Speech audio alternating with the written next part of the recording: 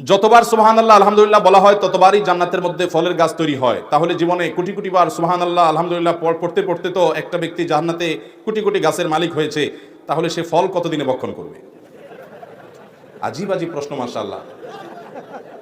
নোয়াখালীর মানুষের মাথায় এত প্যাঁচ। ভাই, আলামুল গায়েবকে আমরা অনেকে আলামুল হাজিরের সাথে তুলনা করি।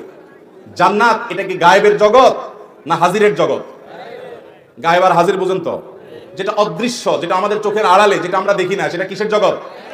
গায়েবের জগৎ। সেই গায়েবের জগৎ, সেখানে আল্লাহ রাব্বুল আলামিন কি করবেন, কি ধরন হবে, সেটাকে আমাদের এই দৃশ্যমান জগতের সাথে তুলনা করা এটা অজ্ঞানতা।